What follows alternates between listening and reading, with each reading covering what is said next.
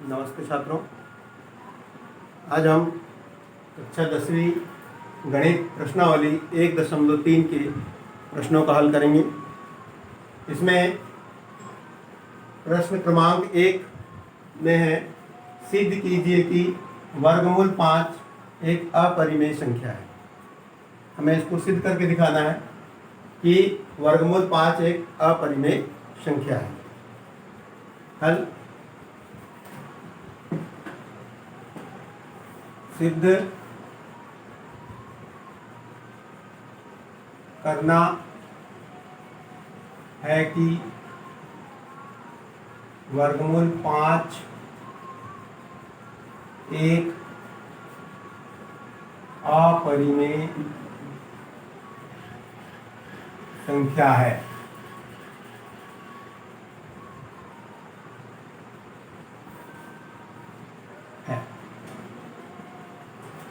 इसके लिए हम इसको सिद्ध करने के लिए पहले इसके विपरीत इसको मानते हैं। माना कि वर्गमूल 5 एक परिमेय संख्या है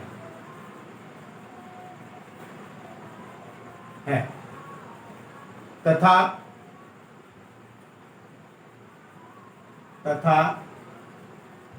ए बी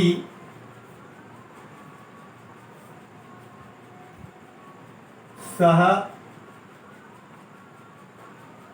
अभाज्य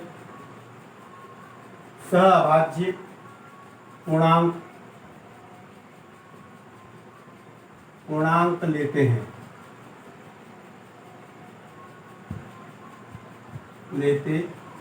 हैं जहां a अपान b में b नॉट इक्वल टू है 0। तो इस परिमेय संख्या के सिद्ध में हम a अपान b एक परिमेय संख्या मान लेते हैं कि वर्गमूल 5 बराबर a अपान b। अब दोनों पक्षों का वर्ग कर लेते हैं इसको परिमेय करने के लिए। दोनों पक्षों का वर्ग करने पर क्या जाएगा, वर्गमूल 5 का वर्ग बराबर a अपान b पूरे का वर्ग। वर्गमूल 5 का वर्ग होगा, यह आ जाएगा 5 बराबर a वर्ग बटे b वर्ग। अब ये b वर्ग का इधर तिर्यक गुणा कर लेते हैं, इसको 5 बटे 1 लिख करके तिर्यक गुणा कर लेते हैं। तो यह आ जाएगा 5 b वर्ग बराबर a वर्ग। अब यदि हम इसको 5 को a के नीचे तिर्यक गुणा करके ले जाए तो ज्ञात होगा कि 5 a वर्ग का भाजक है। क्या आ जाएगा, जहां 5 a वर्ग का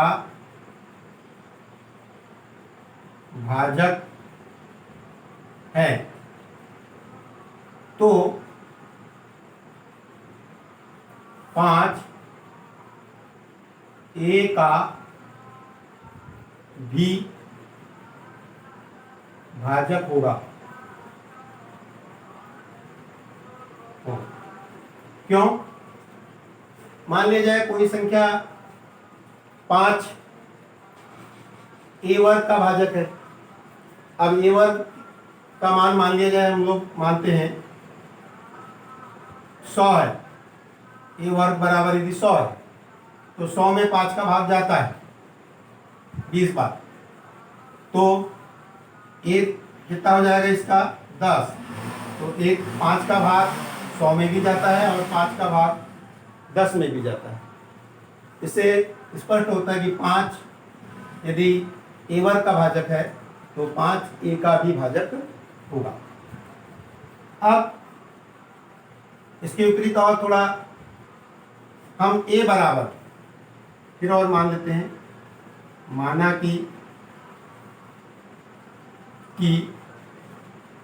ए बराबर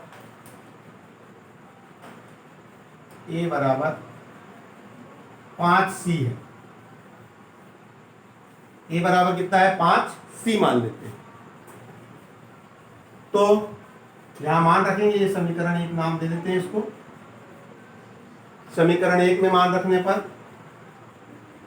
समीकरण 1 में मान रखने पर क्या हो जाएगा 5b वर्ग बराबर ए वर्ग की जगह पर कितना रख देंगे 5, ए की जगह 5c और पूरे का वर्ग। तो इससे क्या आ जाएगा 5b वर्ग बराबर ये हो जाएगा 25, 5 का वर्ग 25 और c का वर्ग। अब इसको 5 से काट देंगे, 5 एकम 5, 5 25, तो ये आ जाएगा बी स्क्वायर बराबर 5c का वर्ग। अब आप देख लीजिए 5 को यदि हम तिर्यक गुणा करके नीचे लाते हैं तो बी स्क्वायर बटे 5 आ जाएगा सी वर्ग बराबर। तो 5 बी वर्ग का भाजक है, क्या आ जाएगा जहां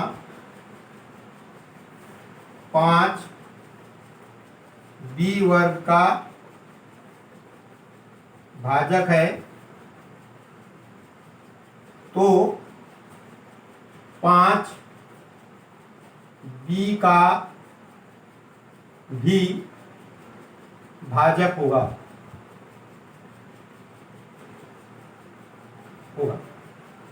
5 बी का भी भाजक होगा।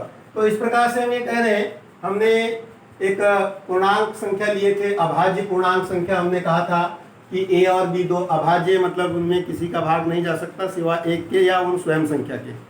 लेकिन हम देख रहे हैं कि यहाँ 5 का भाग ए में भी जा रहा है और 5 का भाग बी में भी जा रहा है। इसका मतलब ये कि जब दो पूर्णांक ऐसे हो जिनमें किसी एक संख्या का दोनों में भाग जाता है तो फिर वो सहभाज्य कहलाते हैं। अर्थात यहां लिखेंगे चूंकि 5 ए और बी दोनों का एक गुणनखंड है, अर्थात 5 का भाग ए और बी दोनों में जाता है, इसलिए हम कहेंगे कि 5 ए और बी दोनों का एक गुणनखंड है। तो ए और बी, तो ए और बी दोनों सहभाज्य है। दोनों कैसे हैं? सहभाज्य पूर्णांक है, सहभाज्य पूर्णांक है। अर्थात हमारी जो परिकल्पना थी वो इसके विपरीत थी। हमने परिकल्पना किया था कि ए और बी दोनों अभाज्य पूर्णांक है, सहअभाज्य है, लेकिन यहाँ हमको प्राप्त हो रहा है कि ए और बी दोनों ही सहभाज्य पूर्णांक है। अर्थात अतः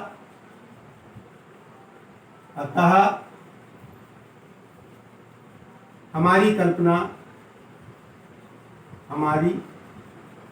कल्पना असत्य है।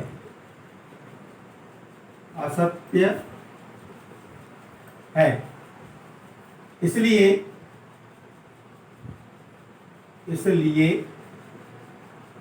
वर्गमूल 5 एक परिमेय संख्या न होकर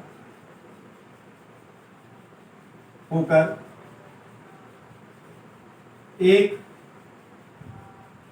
अपरिमेय संख्या है। एक अपरिमेय संख्या है। यही सिद्ध करना था, यही सिद्ध करना था।